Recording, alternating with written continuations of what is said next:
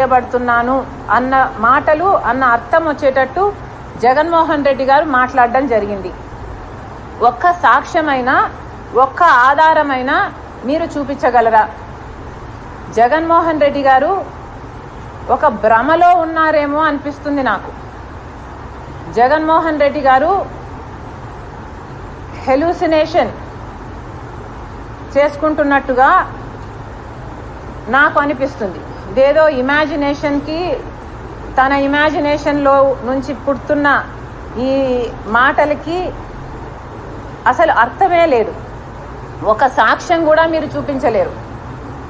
ఏ basis మీద రాజశేఖర్ రెడ్డి బిడ్డ చంద్రబాబు మాట వింటుంది అని మీరు అంటున్నారో ఒక జగన్మోహన్ రెడ్డి గారిని కాదు, ఆయన పార్టీని సజ్జల రామకృష్ణారెడ్డి గారు కూడా చాలాసార్లు ఈ మాట మాట్లాడారు. ఒకసారి ఏ ఆధారాలు ఉన్నాయో మీ దగ్గర బయట పెట్టండి. ఒకసారి మీరు ప్రూవ్ చేయండి. రాజశేఖర్ రెడ్డి బిడ్డ చంద్రబాబుకు అమ్ముడు పోయిందా? రాజశేఖర్ రెడ్డి బిడ్డ చంద్రబాబు గారి మాట వింటుందా? రాజశేఖర్ రెడ్డి బిడ్డ చంద్రబాబుతో చేతులు కలిపిందా?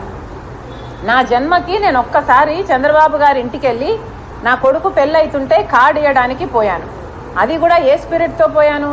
రాజశేఖర్ రెడ్డి గారు కూడా తన బిడ్డ పెళ్ళవుతుంటే ఆ పెద్ద మనిషిని పిలవడానికి వాళ్ళ ఇంటికి వెళ్ళాడు. ఆ పెద్ద మనిషి కూడా రావడం జరిగింది. అదే in the same spirit Rajasekhar Reddy గారి ఫుట్ స్టెప్స్లోనే నేను వెళ్ళి కార్డు ఇవ్వడం జరిగింది. అది తప్పితే నా జన్మకు నేను ఎప్పుడూ చంద్రబాబుతో గారితో కూర్చొని ఇంకొక 5 నిమిషాలు మాట్లాడిన సందర్భమే లేదు. మరి ఏ బేసిస్ చేసి ఏ బేసిస్ వల్ల మీరు ఈ అలిగేషన్స్ చేస్తున్నారో? రాజశేఖర్ రెడ్డి బిడ్డ చంద్రబాబుతో చేతులు కలిపింది, చంద్రబాబు మాట వింటుంది అని మీరు చేస్తున్న ఈ అలిగేషన్స్ ఏ బేసిస్ మీద చేస్తున్నారో మీరు చెప్పాలి. చంద్రబాబు చేస్తేనే నేను ఇవన్నీ చేస్తున్నానని మీరు అంటున్నారే. చంద్రబాబు చెప్తేనే నేను ఇక్కడ పార్టీ పెట్టానని, చంద్రబాబు చెప్తేనే నేను ఇక్కడ కాంగ్రెస్లో చేరారని, చంద్రబాబు చెప్తేనే నేను ఇవన్నీ చేస్తున్నానని చెప్తున్నా మీరు. మరి చంద్రబాబు గారు చెప్తేనే నేను మీకోసం పాదయాత్ర చేశానండి. 3200 కిలోమీటర్లు పాదయాత్ర చేశాను.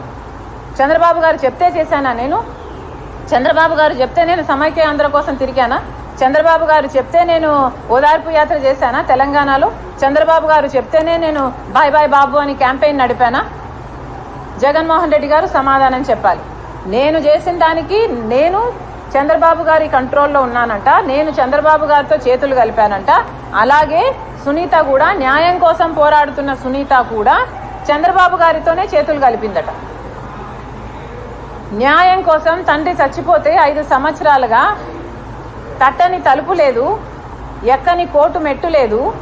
న్యాయం చేయండి న్యాయం చేయండి అని 5 సంవత్సరాలుగా న్యాయం కోసం అడుక్కొని తిరుగుతుంది సునీత. అలాంటి సునీత కూడా చంద్రబాబు గారి చేతిలో ఉందంట, చంద్రబాబు గారి మాట వింటుందంట.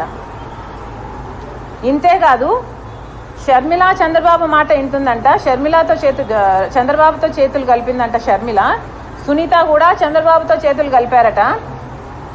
రేవంత్ కూడా చంద్రబాబు మాటే వింటాడట. పక్క రాష్ట్ర ముఖ్యమంత్రి అయిన వాడు కూడా చంద్రబాబు గారి మాటే వింటాడంట. బీజేపీ పొత్తు పెట్టుకోవడం కూడా, మోడీ పొత్తు పెట్టుకోవడం కూడా చంద్రబాబు గారే మేనేజ్ చేశాడట. అంటే చంద్రబాబు గారు ఎంత పవర్ఫుల్ అయ్యారో, ఎంత పవర్ఫుల్గా జగన్మోహన్ రెడ్డి గారు ఊహించుకుంటున్నారో, ఎంత పవర్ఫుల్గా ఆయనను పెద్ద చేసి చూపిస్తున్నారో ఒకసారి అందరూ గమనించాల్సిన విషయం.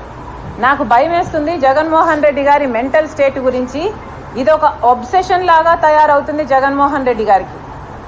ఏదైనా చంద్రబాబే కారణం.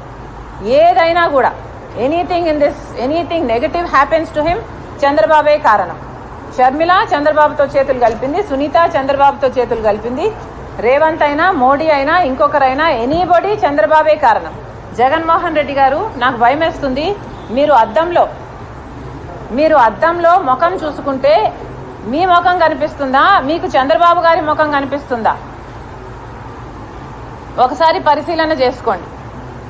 మీకు ఎందుకు ఇంత చంద్రబాబు గారి పిచ్చి పట్టిందో జనాలకు సమాధానం అవసరం. ఎందుకంటే అర్థం కావటం లేదు. సునీత ఇంత గట్టిగా ఈరోజు న్యాయం కోసం కొట్లాడుతుంటే మీరు చెప్పాల్సిన సమాధానాలు ఈ రోజు వరకు చెప్పటం లేదు. చెప్పకపోగా చంద్రబాబుతో మేము చేతులు కలిపామని చెప్తున్నారే, మీరెందుకు మీ గురించి సమాధానం చెప్పటం లేదు? సాక్షి టీవీలో, సాక్షి ఛానల్లో హార్ట్ అటాక్ అని ఎందుకు రాశారు? ఇల్లంతా రక్తమైతే, గొడ్డలి వేట్లకు బలైతే, ఆయన తలలోని ఎంకలు బయటకు వస్తే, ఆయన మెదడు బయటకు వస్తే మరి సాక్షి టీవీలో హార్ట్ అటాక్ అని ఎందుకు చెప్పారు? దానికి సమాధానం చెప్పండి.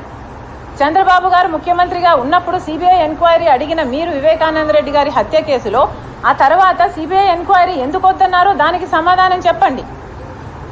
అమాయకంగా నిలబడి చూస్తున్నాడు ఆధారాలు తుడిపేస్తుంటే అని మేనమామ గారే చెప్తున్నారే, మరి దానికి ఏం సమాధానం చెప్తారో చెప్పండి. ఇవన్నీ మీ హస్తం లేకపోతే, అవినాష్ రెడ్డి హస్తం లేకపోతే ఎందుకు దాచిపెట్టుకోవాలనుకుంటున్నారు? ఎందుకు సమాధానం చెప్పటం లేదు? 5 సంవత్సరాలు అవినాష్ రెడ్డిని ఎందుకు కాపాడారు? మళ్ళీ అదే అవినాష్ రెడ్డికి అక్యూజ్డ్ గా ఉన్న ఇన్కంబెంట్ ఎంపీకి మీరు ఎందుకు టికెట్ ఇస్తున్నారు? మీకు చంద్రబాబు గారు పిచ్చి పట్టిందేమో అని నాకు అనుమానంగా ఉంది. ఒకసారి అద్దం పంపిస్తున్నాను మీకు, దయచేసి అద్దంలో ముఖం చూసుకొని మీకు మీరు కనిపిస్తున్నారా లేక చంద్రబాబు గారు కనిపిస్తున్నారో ఒకసారి టెస్ట్ చేసుకోవాలి. ఇది పక్కన పెడితే మళ్ళీ చెప్తున్నాము, రాజశేఖర రెడ్డి బిడ్డకు ఎవరి మాట వినాల్సిన అవసరం లేదు. నేను ఈరోజు కాంగ్రెస్ పార్టీలో చేరాను, ఆంధ్ర రాష్ట్రానికి వచ్చాను అంటే దానికి కారణము కేవలము ఇక్కడ ప్రత్యేక హోదా కోసము ఒకవైపు చంద్రబాబు గారైనా ఒకవైపు జగన్మోహన్ రెడ్డి గారైనా కొట్లాడడం లేదు కాబట్టి. ఇద్దరు బీజేపీ పార్టీతో పొత్తులు పెట్టుకున్నారు.